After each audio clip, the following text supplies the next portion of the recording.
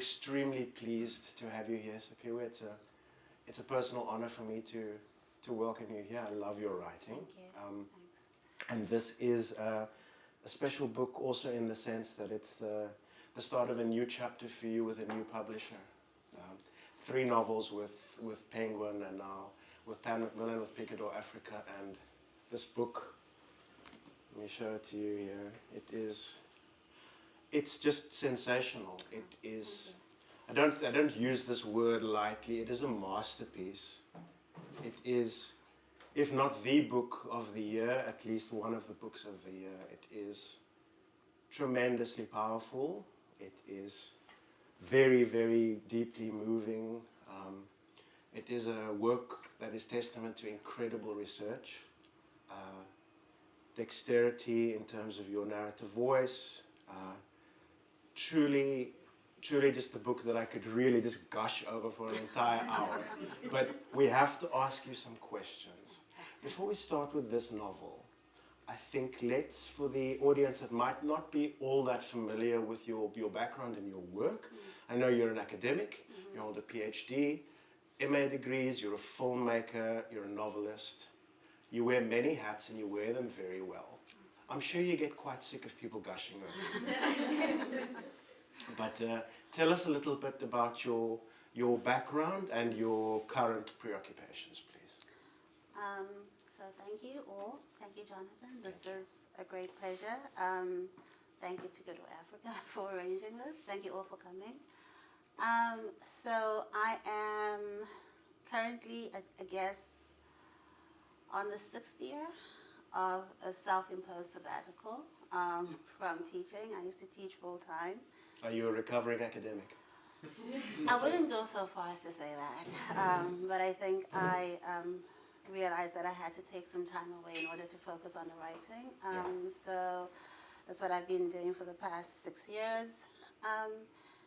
And as you said, I am also a filmmaker, currently trying very hard to turn my first novel into a screenplay so that it can be shot into a film, which is not an easy task, but also obviously really enjoying the past years of just focusing on being a writer and exploring that side of myself. Hopefully one day I'll get back to academia. We'll see. But I'm really enjoying, being creative and being in that place. But as you see from the way I write, I'm never really far from, research and history and that academic discipline. So that's me. 2018, your debut. Right? It feels a lot longer. It feels like you've been part of writerly conversations and a consciousness of important writing, not only in terms of novels, but the post-colonial, decolonial conversation. 6 years seems far too short for the body of work that you've produced. Before we get into this book, and there is a lot to say, having had 3 previous novels, the City of Kings trilogy, exceptionally well received. I think universal acclaim. Does that create a lot of pressure for a standalone book and a standalone that's as incredibly ambitious as this one is? I think every novel has come with pressure, right? I think the only novel that did not do that was the first novel, because I had no idea what to expect. Friends and family. So I think every time you write a novel, there's this expectation, especially if the others also have been well received. So I'm a little worried that this one may not be as well received, but that's a lucky problem to have. But I feel very grateful to be able to have the space to write and to write the things that I want to write and the way I would like to write them. But I feel like all of that can only happen because of my background as an academic. So I spent a lot of time in higher ed getting an education and being prepared to be a professor, and then I decided to do this with all that knowledge. So at least I have that training and that background to make this possible. I don't think I'd be able to write the novels that I write if I didn't have that background. To be honest. Yes, that was one of my questions. I think it's very clear that your academic interests, that they feed into your writing project. There's no way to read these novels, entertaining and as thought-provoking as they are, without getting a sense of the immense research that has to go into a book like this. I want to ask you about the inspiration for this novel, but we'll get to it. Before we get there, I want to ask you about the shift between writing for a trilogy, which is very clearly a cohesive unit. The three books fit together, they mirror each other. When you move to a standalone, what is different in that process, and do you approach it differently? Do you look at the bigger picture first of all? Do you work with an idea, a theme?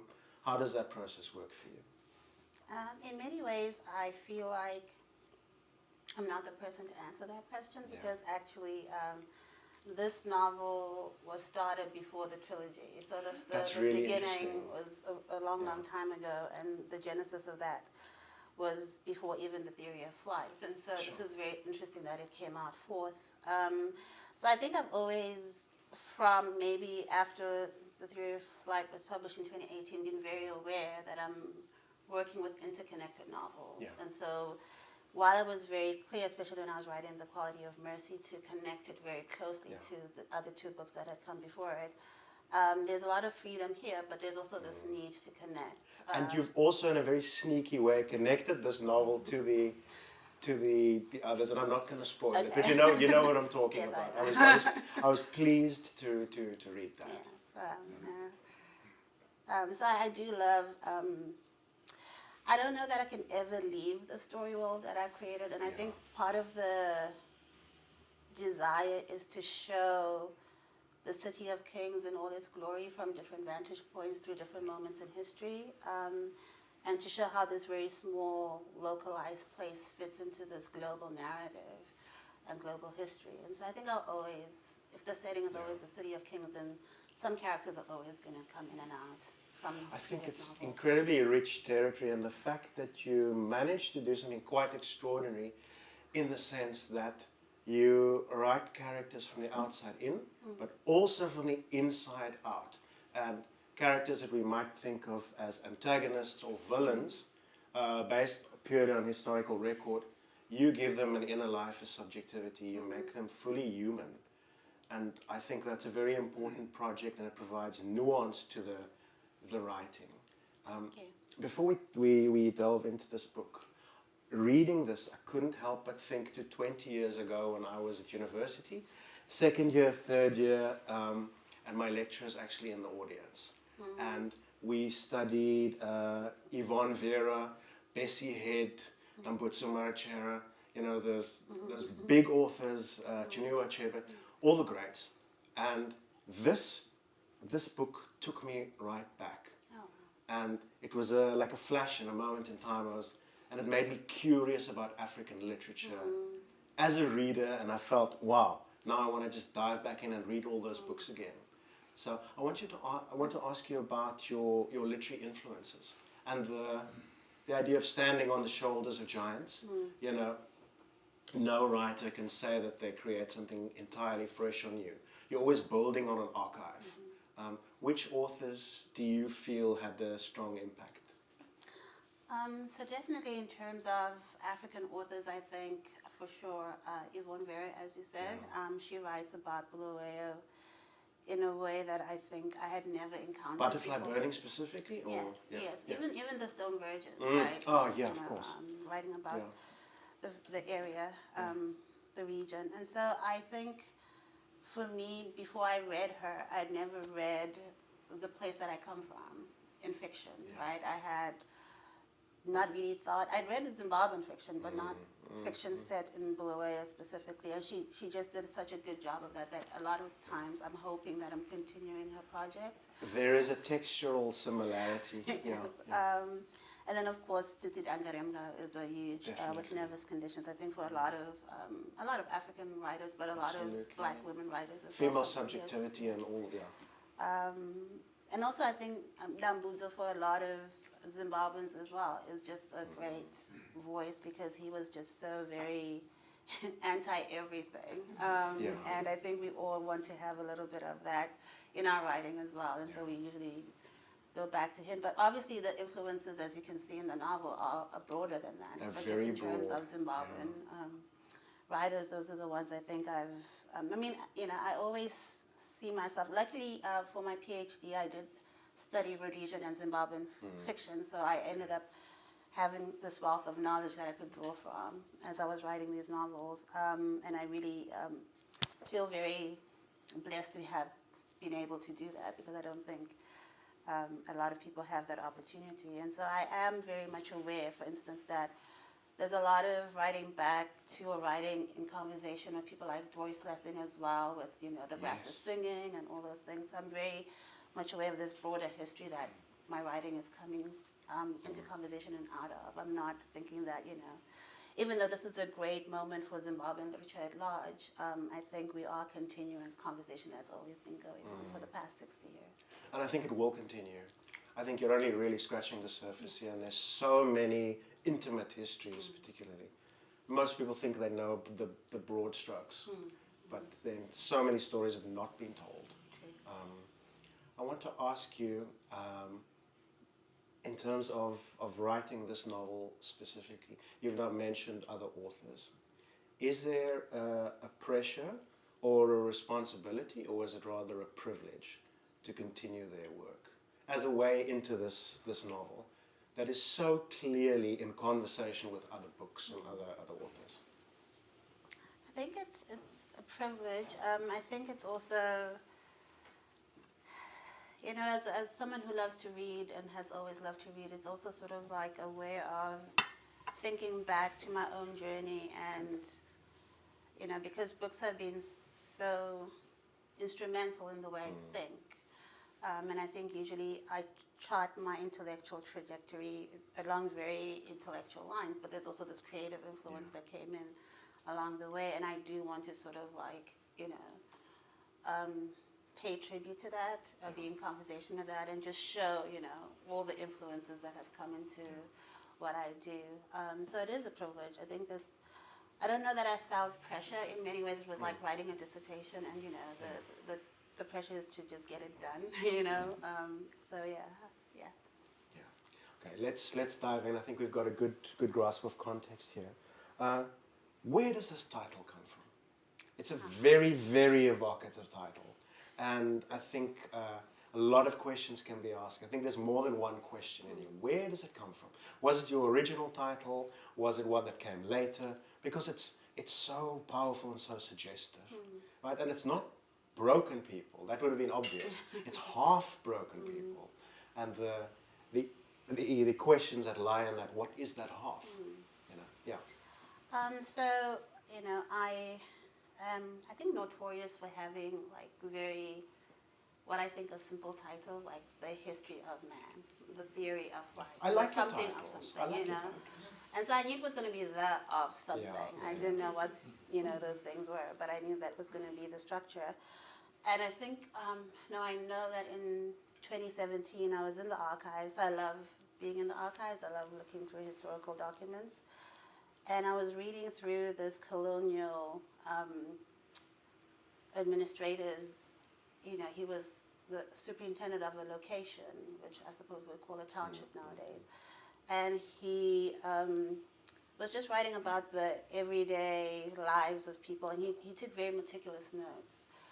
And he had wonderful handwriting too. And I think, usually you get prejudiced as someone who is in the archives a lot. You tend to love the people who have the beautiful handwriting. Because you and can you read. decipher easily, and not the people that have the squiggly handwriting. So I ended up really liking him. And then I was reading something that he wrote where he was, in this very interestingly horrible way, making a case against why Black middle-class people should have more land in the location. And so he's being very strategic about seeming like he's happy with the idea, but they're not quite ready. And then he writes this wonderful line, you know, that the reason that they're not quite ready is because they're half broken. They're not Western, they're not modern enough yet, and they're also not traditional enough anymore. And so they're in this in-between In a liminal, kind of a liminal yes, space. in this liminal space. And I thought, isn't that a great way to just think about the whole colonial enterprise, right? It sort of like creates these people who are not either here nor there. Yeah. And so I sort of like use it. It's like a So- Venn diagram that keeps growing. Yes, Right? You yes. can't, it can't be contained. For sure, Yeah. for sure. And so I just loved it. And I remember writing down, this is the title. I'm going to create the title out of this phrase, half broken. Yeah. It's very prophetic, right? And I think I'd like you to, if you don't mind, to actually start right at the back of the book. Would you mind reading the poem? Oh, I think it's I a can do beautiful that. contextualization for what we're doing.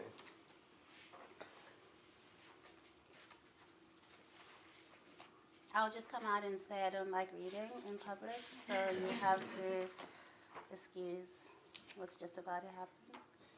Luckily, it's very short. and sweet. It's very short. So this is a wonderful poem by Lucille Clifton, who was an African-American poet, and it's called Won't You Celebrate With Me? Won't you celebrate with me what I have shaped into a kind of life? I had no model. Born in Babylon, both non-white and women, what did I see to be except myself? I made it up here on this bridge between starshine and clay, my one hand holding tight my other hand. Come celebrate with me that every day something has tried to kill me and has failed. Yeah, that sums up the book in a nutshell, right? Thank you. If such a thing is possible. Incredibly moving. I mean, I finished this book and I literally wept. It was overwhelming for me just to think about it now. As a way into this novel, do you have, if you had to make an elevator pitch, let's start there because it's always interesting. How would you sell this book to someone if you had 3 lines? Because it's very complicated and it's very tricky. And I always enjoy putting writers on the spot. But how would you sell this? I'd say it's about this, this, and this.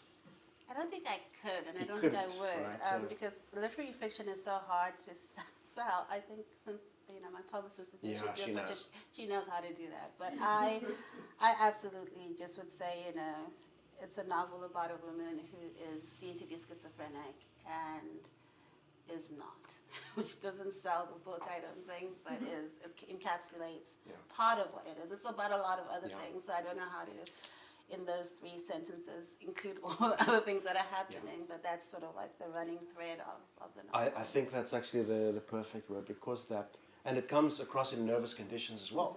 That's schizophrenia, that split self. Not quite this, not quite that, not at home ever, in a place, in a body, in terms of other people's perspective. I think that schizophrenia, that idea works as an extended metaphor and as a condition. You start this novel off incredibly powerfully. It is very evocative. It really, you're helicoptered in immediately, and this novel has very serious preoccupations. And you immediately put yourself in the character's shoes, because you can. When I was reading this, and you might have different experiences from female readers, my mind went to, because it's the woman in the attic, right?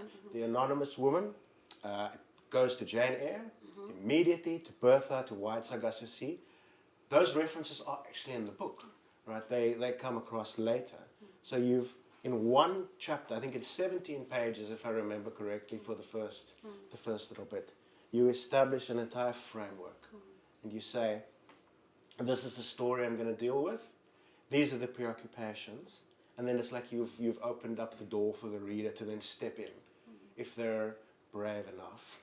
The question of mental health, it's very prevalent, it's prominent, it's getting a lot of airplay. But you were there on the weekend with Open Book. Lots of conversations about mental health, subjectivity, giving people's narrative a voice that's authentic.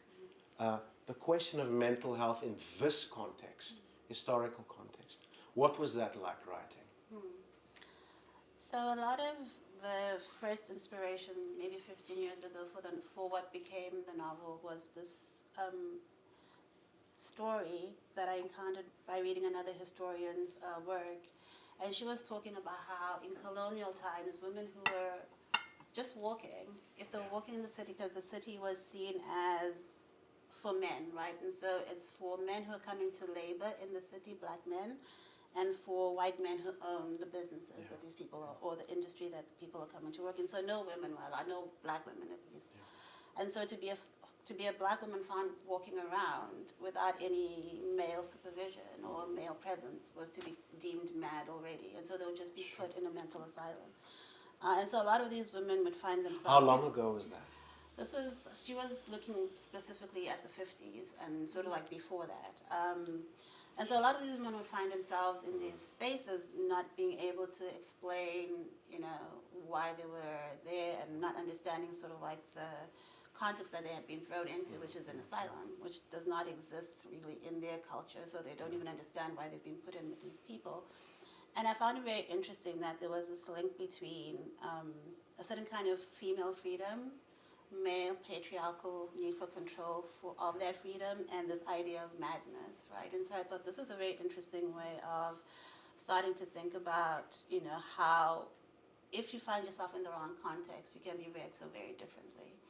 And I thought it would be very interesting not to have a character that is easy to define in many ways. And so the anonymous woman in the novel is her race is very ambiguous, right? Yes, it's sort of like that was very deliberate. Yes, right? very deliberate.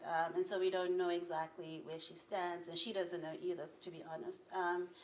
And she comes from a line of women that she isn't connected to because her mother was born in a mental asylum. So there was this break. So her mother didn't know her own mother, because at the moment of being born, she was removed from this mad woman that had birthed her, who wouldn't be able to take care of her. So she has no matrilineal lineage to speak of. And I really wanted to play with that, especially with this idea of, when we think about Jannie and Bertha and all those things, the idea of what constitutes madness for women in these spaces. And if you can't tell your own story, then someone else will tell it for you and script it for you. Yes, and so she's, I mean, there's a lot of intertextuality, like you said, but there's also, I think for me, the biggest thing that I'm writing back to is this novel that, I think a lot of us have to deal with at some point in our lives, which is Rider Haggard's King Solomon's Mines. Yes. And my first encounter with what I thought was a mad woman as a child, who was Gagool, right? And I love to interrupt you. Apologies. You make very explicit reference to the rewriting that happens, right? There's a whole list. I remember late in the book, you've got this was this, then it became that. The whole project. Yeah, very interesting. So I think one of my biggest discoveries as a youngish person was the fact that novella was based on his encounter with my people, the Matabele, right? And so Gagool was in many ways my own ancestor. And I'd been taught to be afraid of her, to think she was mad, to think she was cruel. It was incredibly disturbing for me to read that. It really was. This demonization of women. Yeah. Right? And so a lot of the novel then starts mining how we come to see women as crazy or cruel or mad or witches or whatever. And I like the mine because it's a very literal mining, because you're digging into archives quite literally. There's a lot of excavation happening. And excavating. Right? Along with this story of madness and a lacuna of a woman's story, you deal with the goods. Now I'm going to give you a little platform here to talk about what you do there, because it is serious, but it's also quite playful.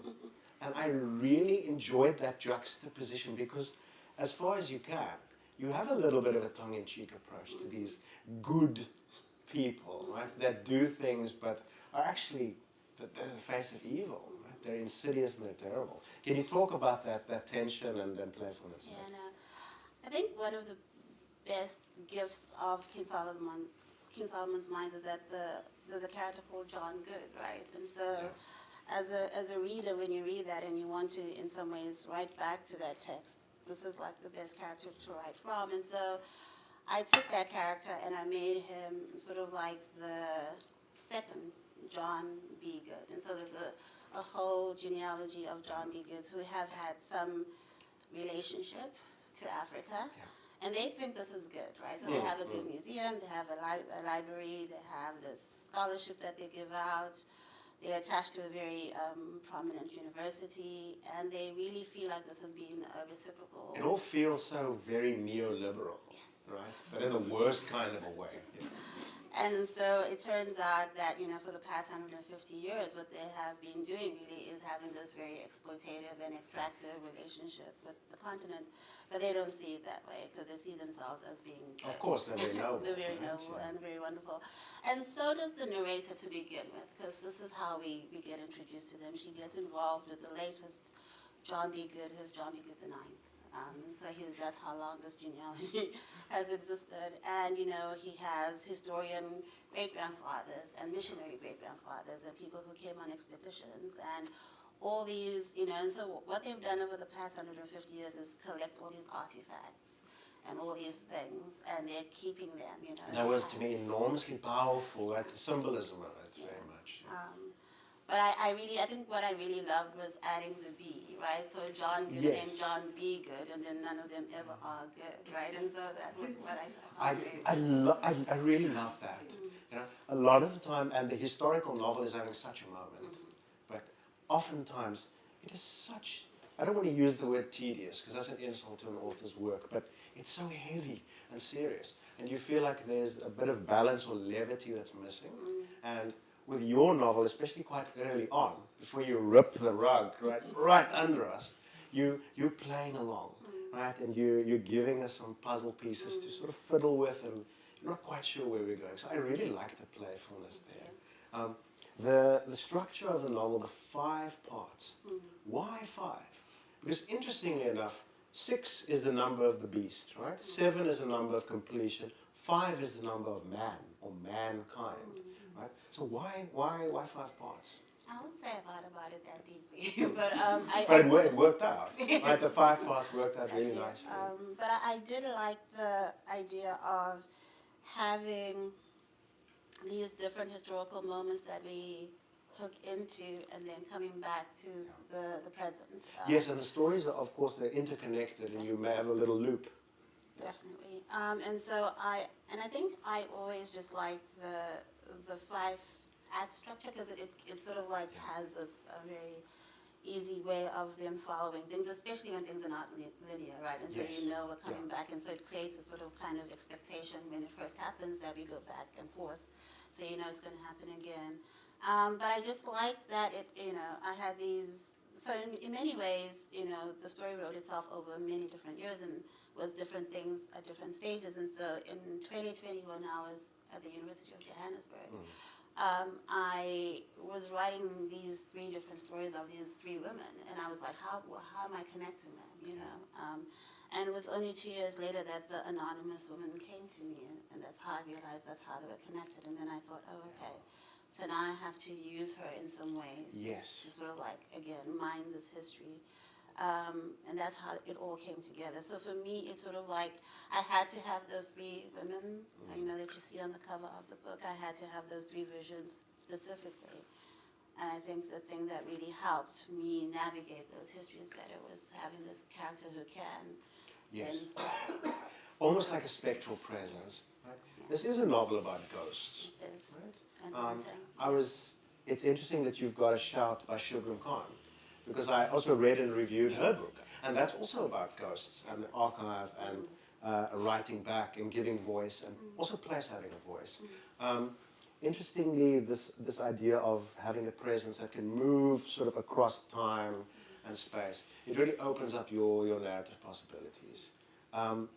Can you give us just a quick rundown of the titles of these sections? Because I thought they were really great.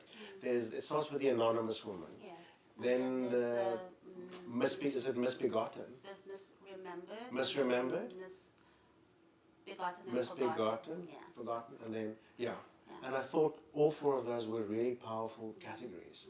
right? When we think, and because they're similar but they're not the same. Yes. Right?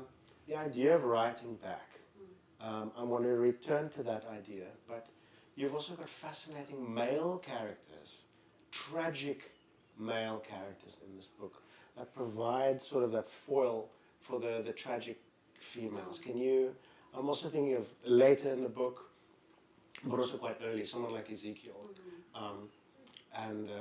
Yeah, can you tell us more about the male characters specifically?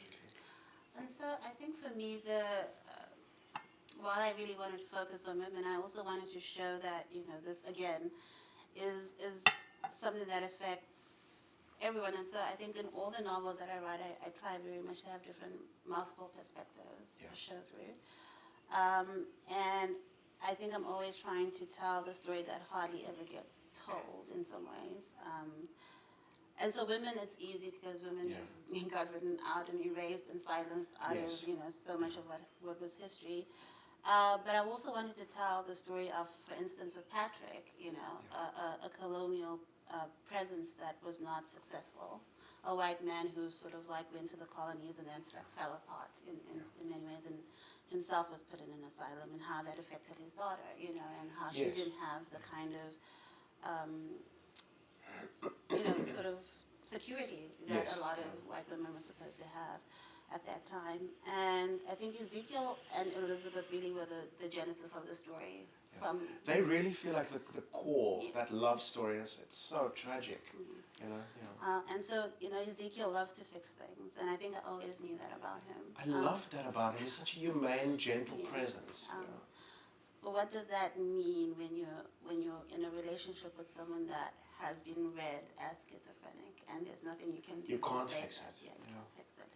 And so that's his dilemma. So, for me, it was a lot of asking these questions about these different people that we are, some of us, descendants of, and these stories are not necessarily told because they were hidden and they're secret, and there's a lot of shame and guilt around some of these things, and so we never get to know them, and that happens for both men and women. Some narratives just don't get passed down because of what they contain.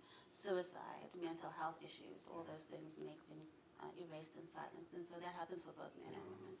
I think that's very powerful.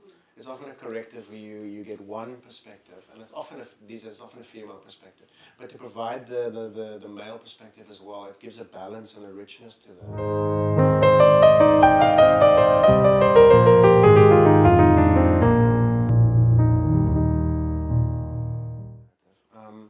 something that struck me right at the start is you very explicitly mentioned the term erasure.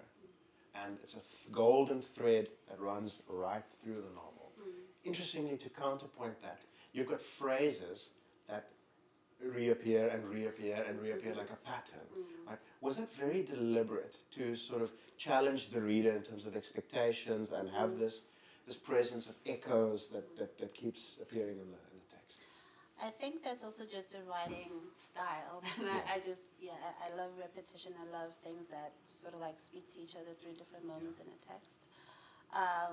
And so I think that's just how I write. But I do like, if it sounds right, I think there's ways in which you can make it be powerful and more pronounced if you repeat it in different places, especially when it's unexpected. And so I do that quite a lot. But I think for me, erasure was, and so I think, it's important for those of you who haven't read it yet, that the first line is, in the beginning there was erasure, right? Because you would think in the beginning there was the word, right? So this is not the beginning, right? And so for me that was, very important. And so to look at the things that, we, again, can't inherit because they've been erased and have been silenced, and the active violence of that act of making sure that people don't get to know this. And so I really wanted to start. And so in many ways, for me, the writing the novel was a healing process as well, because I had to encounter, again, the archive, things like King Solomon's Mines, these things that are not easy for a black woman to navigate through at all. And I wanted to be in conversation with the difficult parts of our history, face to face, and not, And it has to be uncomfortable, and it can't be straightforward, and it has to have gaps and silences and blind spots.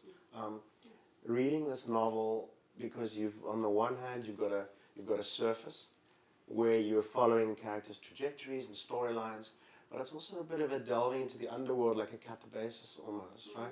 Going below the surface into this hellish depth. You've mentioned that it was a bit of a cathartic process for you. What does that catharsis look like? What does it solve as a writing person and someone with such understanding of the complexity? If you say it's cathartic, it's not an easy fix, right? So what is that catharsis? What does it look like? I think individually, I mean, I think in the beginning, when I was younger, I think the escape was to be intellectual, right? To be above it all and not feel it and be like, oh, you know, I understand it from this move, right? I have this barrier between me and what actually happened. And I think that worked for a while, and then it stopped working because I think, you know, it was very clear to me that a lot of what had happened was still happening, and I was, you know, in many ways implicated in it myself. And so Audre Lorde has this amazing line that, you know, pain is well and good, but you need to metabolize your pain. And so I write in order to metabolize my pain. Margie Alford also speaks of that, yeah. Yes. So that I think, yes, because I was at her thing, yes, so she also used that word very powerfully, I think, at Open Book. But yes, I think this is something that we all should be metabolizing, because we come from a history that has been ridiculously violent and brutal. Yes. And we need to all be working to metabolize that pain, because it's not like no one is in pain. So I think, you know, this is how, hopefully, by writing and then also having conversations about these things, we are actually processing that pain. Because if we hold on to it, you know, I don't know how that ends. It's very Freudian. It's just going to come out on a different place. All right. So, writing violence. Interesting question for you, because so much of this novel's power has to do with the subtlety that you approach these very, very serious concerns with, and you're not ever trying to be exploitative of someone's pain. You're not trying to delve into a very literal kind of violence, which is reductive. It closes the conversation. It doesn't open it up. So if you're not going the literal route, right, how, in terms of your process and in terms of the language that you use, right, how do you then help the reader metabolize violence in a way that is palatable? Because your fiction has to be readable. Right? If it's not readable, no one's going to read it, then it's pointless and fruitless. So how do you find that balancing act between writing something that is legible and that is entertaining and has a momentum, but that still has that depth? How do you do it? So I think the answer to that lies in a very interesting way in the Lucille Clifton poem that you asked me to read, right? And so I think the fact that she starts this poem, "Won't you celebrate with me?" That idea of celebration, right? And then goes on to talk about some very horrendous things, but like, you know, won't you celebrate that? In spite of all of this, I still am able to create, to do these things, you know? And so for me, for many years when I was teaching, I had that poem like plastered somewhere like above my head, and I hardly paid attention to it, but I just always loved it. And I think it was a way to remind myself, right, constantly that, you know, yes, this is not always easy. There's a lot to celebrate, right? There's a lot, I mean, whatever else we do as human beings, the one thing we also do very well is survive, right? Yes. And Yes, so amen. that is something to celebrate always, because, you know, we are capable of really horrendous things, and then we survive, and we are capable of this fighting spirit. And I think that is why I write the way I do, because for me it's to always be aware of both those things, you know, that there's this violence, but we're constantly working to survive it and overcome it and thrive and so, you know, but just part of that survival, and it's so tenderly and so beautifully done in this book, is moments of small tender intimacy between characters. And the intimacy that has a breadth, it can be love, it can be fraternity, it can be care, but it has a way of counterbalancing these enormous, gross horrors. Right? Is that the way that you stay sane writing this? These small little pockets of hope and tenderness. I forget her name, but there was this wonderful theorist who wrote about the need for the ethic of care, right? Like you need to have this practice of care. And I remember reading her as a graduate student, and it really spoke to me, like, you know, in whatever you're doing, this is also where we find our best selves, right, is when we're caring for ourselves, for others. And so it's always important, again, to know that we're always capable. And regardless of what is happening on the broader scope, chances are there is the little moments that, you know, we're caring for each other. You know? While you're talking, you're taking me back to Levinas now. You know, the hospitality, the face of the other, that embrace of someone that might very well be a threat to you, but that's also a human being, right? And that constant tension that you've never really resolve, right? Because people will always be people, and they have more than one side, and they're complex. This half-brokenness. I want to ask you about the narrative craft there in terms of characters that are quite clearly half-broken, right? But not without hope, not without possible redemption or good sides. And then a kind of a split or a fractured narrative, right? And how the two, because that's a formally interesting thing about this book. It has so many voices and intertexts. And then those cracks, right? They allow the light in. And then you can reference something like Toni Morrison's Beloved, which immediately when you read this book, it pops up. It's right there. So when you're dealing with a story that gives you these possibilities, are you always aware of the formal aspect of your writing? Do you weigh it and you think, okay, I want to structure it this way, my chapters will look this way, or how does that process work? Usually I know for a fact that if it's going to be... Do you know the characters that are going to die? Because so many characters are killed off in this book. I don't like killing off characters, so this is, it's not easy for me. It's you know, I think I wrote successfully a novel where no one died and the person who could have died. You get attached to them and they're like, oh, they had a tragic end, and then anyway, you know. But, you know, because I was writing about a genealogy people had, unfortunately, and so I think I had to fit. Thank you, because I didn't even realize I'd faced death, and so I can always say I did face death in this novel, because I usually try and run away. Yeah, because it's very prominent here. Yes. But I actually, I think for me it was important to like structurally have each historical moment have its own beginning, middle, and end, and to have sort of like, I think everyone you see the entire breadth of their life, which is you know, and I knew I wanted to do that because we are also maneuvering the text through the eyes of someone who is very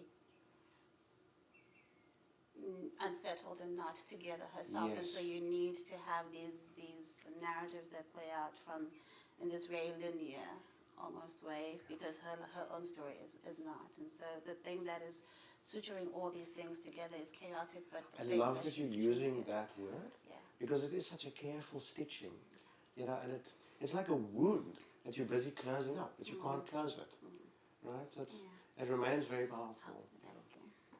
So yeah, no, so I did know that it would have parts. I knew that I would, you know, I think there's some things that I definitely know, but what I do not always know, what I always know is how it begins and how it ends. That for me is important. So I knew it was, in the beginning there was erasure. I knew in the beginning there'd be a sentence that sort of like speaks back to that. And so that always helps to know where I begin. Yeah, I mean, simple. Just fill in the middle. Easy peasy. I absolutely loved, I think it's a 4-page little short story in itself about the silver wings. Probably my favorite bit of reading I've done this year. It was amazing. I'm not going to get you to read it because it's quite long. But tell us about the symbolism there, because it to me captures the whole thing. It really, you've got everything there in that little story. Can you just tell us, just give us a few little sort of hints as to what you're doing there? And so, for those of you who've read the first novel, you know that silver wings play a very important part in Theory of Flight. And I wanted to have them be exist in this novel, but in a very different way. And so, we do know that the narrator in this novel is in some ways connected to the silver wings. We don't know how, but for me, that little story is sort of like the myth around the origins of these wings. And so we have these winged creatures land on Earth, and there's four of them.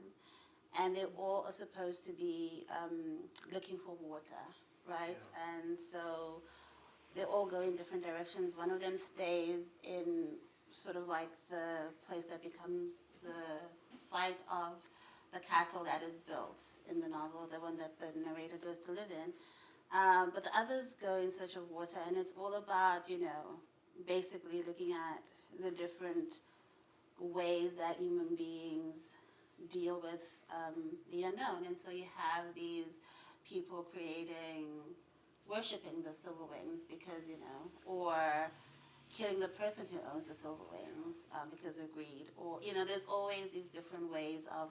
And then the one who finds the water, she decides to die in the water because she loves it so much. Sure. And so it's all about this giving into these other sides of yourself that are not necessarily pleasant. And so the only person in the end of these winged creatures who doesn't lose her wings is the one who landed in this particular place that the castle is built on. And so the people who have these wings when she passes on save them, right, and know exactly where they are. But the myth around them makes them sort of like just like that they're that they have them that in the present. They haven't tried to explain them away. They haven't tried to sort of like create anything out of them, really. They just like having them because the wings themselves show them that the impossible is possible. And this was the lesson of this winged creature. And so they know this because of the wings. I won't tell you exactly what happens to the wings in the story because that's the plot of the story. But needless to say, they don't have the wings for very long after the colonial encounter, and encountering the good family. Yeah. I also love that it's water, because in a very real sense, the next world war we're going to see is going to be a water war, right? So your political resonances in this novel, while you're digging back, in terms of a modern reading of geopolitics and where we are, what has changed? We're at very, very little. Yeah, very little. We just have bigger and bigger corporations, right? And countries that are actually corporations, not really countries, right? I want to ask you, and this might be a tricky question, you can see how you do, in terms of the spiritual dimension of this novel. I don't want to frame it too closely, but you know what I'm talking about, right? There is, apart from the archival material, the concrete things, there is it's a unlocatable sort of energy and a movement. How did you manage to write that? Because it's very palpable. Yeah. I think for me that's this other way of knowing that an intellectual tradition sort of like tries to explain and then sort of like make it seem like it doesn't exist, but for a lot of people that does exist. And so for one of my characters, her dilemma is that she sees visions, gets a message, and then is trying to live out what has been told to her she needs to do. And unfortunately for her, she comes up against the colonial powers that be, and because she's saying something along the lines like, I need to go get the silver wings to give them to the white man. That's the sentence that she says. Yeah. She must be crazy because what is she talking about, right? And so, but we know, because we've been following her, that she actually did receive this vision, that this is something that she's out to do. And so for me, I think a lot of, again, when you're in that liminal space, when you've inherited these different ways of being, that's what most of us are in, at least for my own people. And how we negotiate that space is very difficult. because Yes. of the gradual erasure and silencing of one of those ways of knowing. And so again, one of the reasons I wrote this the way I did was to get back to that way of knowing and seeing and understanding the world, because it never really leaves us. And I think it's something that we always tap into, but we don't have that clear connection anymore to it. And so it was very important to me to have that aspect of people's lives. And so, just, I think one of the things that is erased in the very beginning is that way of knowing and seeing, because this other way of knowing and seeing comes into the picture. Yes, and takes over the everything. colonial logic is so strongly about mapping and knowing and marking things and demarcating territory and bodies and identities, right? So there's no room for things to spill over and be incomplete and different. Two more questions. The first one is about the cover. It's really, really beautiful. Can you tell us a bit more about that? And then why you've now written 4 novels. Why should we still be reading novels when we could be watching Netflix, lying on the beach, doing all kinds of other things? Why should we take the time to read a book like The Creation of Half-Broken People? So I think you should do all those things. You should watch Netflix. You should go to the beach and just enjoy life.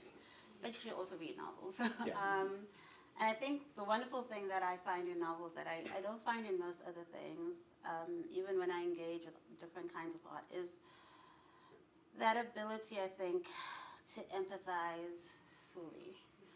And I've always found this in novels, and so I think that's why I will always write them. Like a character that even writing it, like a character like Patrick, who if I just encountered in the archive, I don't think I'd fully appreciate, because I'd be like, oh, this guy just went crazy, poor guy, But like to actually then unpack his life, how did he get crazy? Like what led to this? Allows me to empathize, and I think empathy is, again, because of what humans are capable of, empathy is extremely important, and it is one of those things when we're practicing an ethics of care to be very much aware of, that we can empathize along and across different lines, and it's important to do that. And so for me, novels just they allow us to just get into a character and a person in a way that I don't know that a lot of other things can. And so please always read, even at the beach. It is that technology that doesn't age. Yes. Right? You can pick up and you can just, one person can read a book and 100 other people can read the same thing, and it's a different book to everyone. Right? Yeah. And it will also be a different book for you at different stages of your life. I know that for me is true. I'm so glad you've said that, because I think this book, before we open up for questions, is immensely powerful now. But I think it's only going to grow in estimation, and it's part of your oeuvre now. And you've now written 4 winners, so I think you might eventually veer back towards academia, but please stay a little bit longer so we can have more of these wonderful books. Thank you so much. Thank you. Okay. Open for questions. Where can we buy a book? Where or where? Yeah. It's at all the bookstores now. So Okay. maybe Wordsworth, etc. Yeah. I definitely want to get a copy. It was very Thank inspiring. Thank Yeah. you. Thanks. Who else has a question? I was wondering if you could talk more about how you transpose elements or tropes of the Gothic and that kind of 19th century or Victorian Gothic into this new context. So for me, what I loved about the Gothic was this notion that the way I read it in the beginning, like the first writers of the Gothic, was sort of like this, women are supposed to be afraid of the unknown, right? And so everything is unknown to you, and you're trapped, and you just be afraid of everything. And it's a very wonderful way of controlling, right? And so what I liked about women starting to write back, even before Charlotte Bronte does, is this looking at the psychological implications of that, right? And so thinking, what is it exactly that happens to these people who are confined. I mean, these lives are very domestic, very confined, not able to experience much. And so it was very easy to say everything beyond this is just, be very afraid. What's the real threat here, and where is it coming from? And I thought it was very interesting to then think about that in a colonial context. Like, so what is the threat here, right? And where is that threat coming from? And why is it, why are we being asked to be afraid of anything beyond certain boundaries, right? And so I found that it lent itself very easily to, I played, there's an attic, there's a castle, so I played with those too, but I really like the idea of the psychology of the whole thing, especially where women are concerned. Yeah. Any more questions? Kind of a weird question, but just as resources are distributed unequally across the world, it seems to me that writing talent has found a home in particular areas, and Zimbabwe is certainly one of the great treasure houses of absolutely amazing writing. Do you have any kind of suggestion why that, why you have such a particular richness of writing talent and totally amazing books? No, thank you. I think there's several reasons. I think the one that I can say for the post-colonial moment is a great education system. We were very lucky that given whatever else he was, our former president was pro-education. And he made sure it didn't matter if you're in a rural area, if you're in the city, you all got at least the same kind of education, whatever you were paying for it. That was the thing. That was our saving grace. So until 2000, that was the focus of the country. So there's a whole generation that just got this amazing education. I think in terms of also the lens through which we write, I think there's a whole host of, being very aware that power needs to be written against in many different ways. And so I think a lot of us then do that. In very different ways. But I think, the reason why I think you see this whole crop of Zimbabwean writers coming up is because of that education system. And, we had an amazing reading culture. It's not there anymore, unfortunately. But we had, like, mobile libraries and just, you were expected to read. And actually, Sukiso Bona was actually reminding us that we used to have periods in school where it was just reading time. Like an hour with you and a book, and you could not escape that book because so there was all this encouragement to just read and engage with words, which children don't do anymore for various reasons, which is unfortunate. But so we were just, we were the lucky ones, I think, in that moment to receive all these things that make it easier to write and be writers. Sure. Do you write to sort of give expression to your personal vision, or do you find writing more as a testament to voices or stories, people? You said you spend a lot of time in archives, as representing and giving voice to maybe forgotten people. Is that more your motivation for writing? So I think for sure, I think I'm always very much aware that however I see the world is just one way of seeing the world, and I'm very much aware that everyone else has an opinion about, what the world is. And if I'm to tell stories, I have to have multiple perspectives. But with this novel in particular, I really was after what has been forgotten mostly, and what has just, for whatever reasons, been worked so that it's not remembered, right? And so I think there was definitely wanting to remember these misremembered people. So yeah, I feel it's important always to present life the way you found it. And I found it to be a very diverse place, diverse in all kinds of things. And so when I write, that's exactly what I want to portray in the novels that I write, is this diversity of thought and being in the world. I want to know, do you speak English as your mother tongue? Do you speak other languages? I mean, you wrote the book in English, right? Is it your first language? Yes. Okay. that's the quick answer. I mean, I think we're all, most of us, at least bilingual, at least. Because I don't even know what mother tongue means, because, Yeah. you know, I am a product of a very specific education that made it so that I spoke English. And wrote in English. So my literacy was mostly in English. And yeah, so I mean, you know, Chinua Achebe said it best. You know, this is a gift we've been given, and there's the colonial enterprise was horrible, but this language thing is a gift because all of a sudden, you know, we can all, It's accessible. yeah, and we can all speak to each other in ways that we couldn't have before. We can communicate, and so whatever else we take from that, we can always keep the languages. And so I wouldn't call it a mother tongue, but it is definitely the first language that I speak.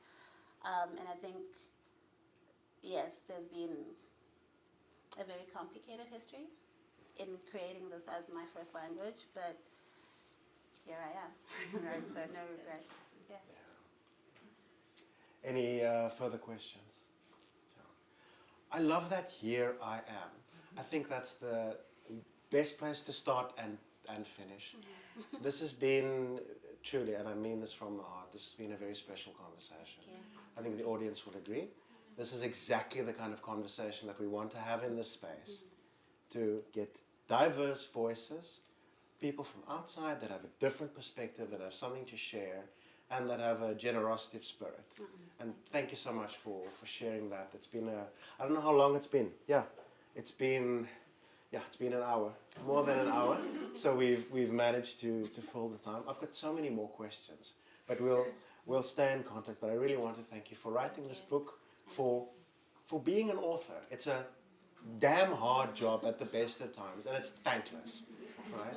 But I think moments like this make it a little more palatable. So thank you so much, and thank you to our audience.